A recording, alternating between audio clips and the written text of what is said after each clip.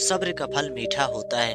दोस्तों, आपने ये कहावत तो अवश्य सुना होगा कि सब्र का फल मीठा होता है और वे बहुत ज़्यादा मीठा होता है। लेकिन हम लोगों का विश्वास नहीं होता है कि आखिर हम सब्र करते हैं उसका फल हमें मिलेगा या नहीं मिलेगा और वे कितना मीठा मिलेगा। दोस्तों, मैं इसी से जुड़ी एक छोटी सी कहानी सुनाने जा रहा हूँ। अगर आप लोग इस पूरी कहानी को अंत तक सुनते हो तो आप लोगों को पता चलेगा कि सच में सब्र का फल कितना मीठा होता है। तो दोस्तों, इस कहानी को आगे शुरू करने से पहले आप लोगों से एक छोटी सी गुजारिश है कि आप लोग हमारे चैनल पे नए हो तो चैनल को सब्सक्राइब करना, और ये कहानी अगर आप लोगों को पसंद आएगी तो कमेंट करके भी जरूर बताना। तो दोस्तों, चलो हम इसे शुरू करते हैं। दोस्तों, बहुत समय पहले की बात है। किसी गाँव में एक सेठ रहा करता था। उसके घर में एक किसान काम किया करता था। किसान उसके घर में काम किया करता था और उसके खेतों में भी काम किया करता था। एक दिन सेठ ने किसान को बुलाया और कहा कि हे भाई किसान, मैं तुझसे कुछ बात कहना चाहता हूँ। सेठ को यह बात सुनते हैं किसान कहने लगा कि हे भाई सेठ, तुम मेरे से क्या कहना चाहते हो, जरा मुझे बताओ। तभी वह कहने लगा कि तू अकेला ही हमारे खेतों में काम करता है, घरों में काम करता है, मुझे ये अच्छा नहीं लगता है। तेरे पास एक छोटा बच्चा है और तेरी पत्नी है। तेरी पत्नी भी आकर यहीं पे काम करेगी और तेरा बच्चा हमारे ही बच्चों के साथ खेलता रहेगा और उसका दिन भी धीरे धीरे निकल जाएगा और तुझे दुगुनी भी पैसा मिल जाएगा, क्योंकि मैं चाहता हूँ कि तेरी पत्नी हमारे घर पे काम करेगी और तू हमारे खेतों में काम करेगा।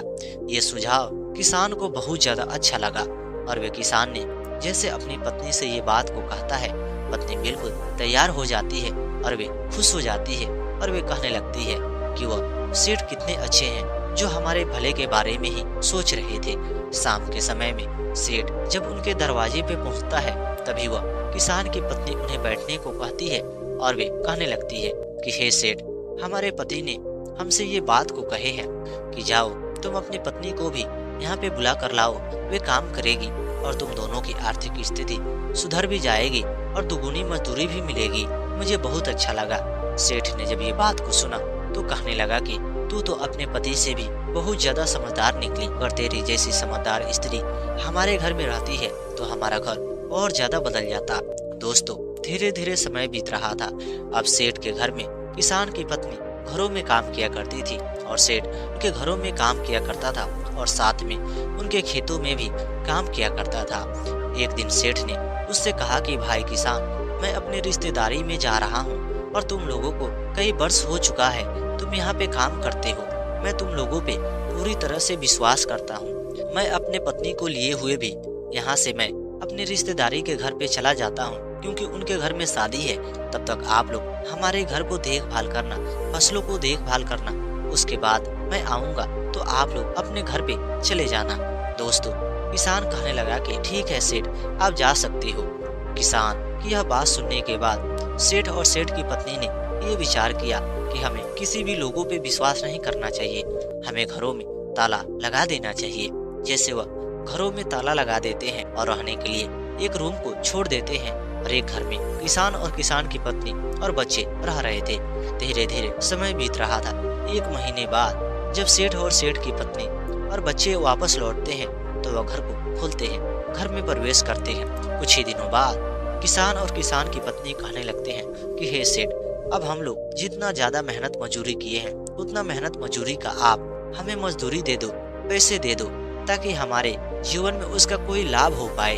तभी वह सेठ कहने लगा कि हे किसान, अभी तो हमारे पास पैसे नहीं है, मैं तुम्हें पैसा अवश्य दे पाऊंगा। दोस्तों, धीरे धीरे समय बीत रहा था। जब किसान ने दूसरी बार ये पैसा मांगा तो सेठ के पास पैसा नहीं था। वे अनाज को बेचता तभी उसके पास पैसे आता। एक दिन रात के समय में सेठ की नींद अचानक खुल गई और वे बिस्तर पे बैठा था। तभी वह सेठानी कहने लगी कि क्या बात है, आपकी नींद बहुत ज्यादा खुल गई और आप परेशान लग रहे हो। तभी वह कहने लगा कि क्या बताएं, मेरे जीवन में सबसे बड़ी परेशानी उस किसान की वजह से हो रही है, इसलिए मेरे को बार बार नींद खुल रही है, मेरे अंदर बेचैनी हो रही है। सेठानी कहने लगी कि लेकिन आखिर उसकी वजह से आपको परेशानी क्यों हो रही है, उसकी वजह से आपके साथ बेचैनी क्यों हो रही है। फिर वो कहने लगा कि तुम नहीं जानती हो कि वो मेरे को बार बार परेशान किया करता है और कहता है कि मुझे तुम पैसे दे दो, लेकिन अभी तो हमारे पास पैसे नहीं है। अगर पैसा होता तो मैं उसे पैसा जरूर दे देता। जब फसल कटेगी तब तो मैं उसे पैसा दे पाऊंगा। तभी वह सेठानी कहने लगी कि आप तो नाम के सेठ बन चुके हो, लेकिन आपके पास उतनी ज्यादा बुद्धि नहीं है। अगर बुद्धि होती तो आप नाम का सेठ नहीं बल्कि काम का सेठ होते। तभी वो कहने लगा कि तुम क्या कह रही हो, मुझे जरा खुल के बताओ, मुझे समझ में नहीं आ रही है। तभी वह कहने लगी कि एक काम करो, हम लोग तो 1 महीने से अपने घर को छोड़ के चले गए थे और हम कल ही परसों आए हैं। तो एक काम करते हैं, हम लोग झूठी में ये बातें अफवाह फैलाते हैं कि किसान और किसान की पत्नी ने हमारे घर में चोरी कर लिया, जिसके चलते पूरे गांव वालों को विश्वास हो जाएगा और हम लोग उनके ऊपर और ज्यादा दंड कर देंगे और उनका सारा पैसा ही हम बचा लेंगे और हम लोग उसका पैसा नहीं देंगे, जिसके चलते हम और ज्यादा अमीर बन जाएंगे। यह बात सुनते ही सेठ कहने लगा कि लेकिन ऐसी बातें हमें नहीं करना चाहिए। सेठानी कहने लगी कि नहीं, तुम तो बार बार डर जाते हो, एक बार ये करके भी देख सकते हो, तुम्हारे जीवन में हमेशा पैसे की छुटकारा भी हो जाएगी। दोस्तों, यह बात सुनने के बाद सेठ सोचने लगा कि मेरी पत्नी जो भी ये बातें कह रही है, अगर मैं उसे अपनाता हूँ तो शायद हमारे जीवन में कोई भी कमी नहीं होगी, हमारे जीवन में पैसा ही पैसा होगा। तभी वो रात के समय में पत्नी रोने लगती है और नाटक करती है। गांव समाज के लोग वहाँ पे इकट्ठा होते हैं। तभी उसे पूछते हैं कि हे सेठ, क्या हुआ, क्या तुमने अपनी पत्नी को कुछ कहा जिसके चलते तुम्हारी पत्नी रो रही है और गहने को मांग रही है। तभी वो सेठ अपनी मुरझाया हुआ चेहरा लिए और रोता हुआ बाहर निकलता है और कहता है कि हे भाई, क्या हुआ, मैं तो लुट गया, मैं बर्बाद हो गया, मेरे जीवन में अब कुछ भी नहीं बचा है। लोगों ने पूछा कि हे सेठ, क्या हुआ, आखिर तुम क्यों रो रहे हो और क्यों कह रहे हो कि तुम लुट गए, बर्बाद हो गए। तभी उसने कहा कि मैं तो उन किसान और किसान की पत्नी पे विश्वास किया, जो किसान और किसान की पत्नी ने जब हम लोग अपने रिश्तेदारी में शादी पे चले गए थे, उन लोगों ने मिलकर हमारे सारे गहनों को लूट लिया है और हमें बर्बाद कर दिया है। आप ही लोग बताओ कि मैं क्या करूं। और वे लोग अपनी अपनी बेटी सारे लोगों से दिखाते हैं, जिसके चलते लोगों को विश्वास हो जाता है। सुबह ये बात किसान तक जब पहुंचती है, किसान और किसान की पत्नी रोते हुए वहाँ पे आते हैं और सेठ की पत्नी के चरणों में गिर जाते हैं और कहते हैं, हे सेठ, आप लोगों की वजह से हम लोग यहाँ पे अभी तक जीवित हैं। आप लोगों के घरों में, आप लोगों के खेतों में हम काम करके ही अपने जीवन को चलाते हैं। ले हम आप लोगों के यहाँ चोरी क्यों करेंगे, लेकिन चोरी हमने नहीं किया है। लेकिन सेठ और सेठ की पत्नी मानने वाले नहीं थे। गांव समाज के लोगों ने ही किसान के ऊपर आरोप लगाना शुरू कर दिया। सुबह होते ही किसान और किसान की पत्नी सरपंच के पास जाते हैं और मुखिया के पास जाते हैं। सरपंच और मुखिया एक पंचायत लगाते हैं और वे किसान और किसान की पत्नी से पूछते हैं, सच बताना, क्या तुमने चोरी की। उन्होंने मना कर देते हैं और कहते हैं कि हे सरपंच और मुखिया, हम लोग चोरी क्यों करेंगे, हम लोग गरीब इंसान हैं, आप लोग हमारे घर में चल के देख सकते हो। तभी वो सेठ की पत्नी कहती है कि हे सरपंच जी, ये लोग चोरी किए होंगे तो अपने घरों में ये सब गहने और सामग्री थोड़े रखे होंगे, ये कहीं पे बेच दिए होंगे या कहीं पे छुपा के रखे होंगे। ये लोग झूठ बोल रहे हैं, जरा इनसे हमारी सारी सोने की गहने मंगवा दो, नहीं तो हम लोग बर्बाद हो जाएंगे। हम लोग इन्हें कुछ भी नहीं कहेंगे, ये लोग हमारा सामान सही सलामत वापस कर दे। दोस्तों, लेकिन उनके पास तो कुछ भी नहीं था, तो वे लोग कहाँ से वापस करते।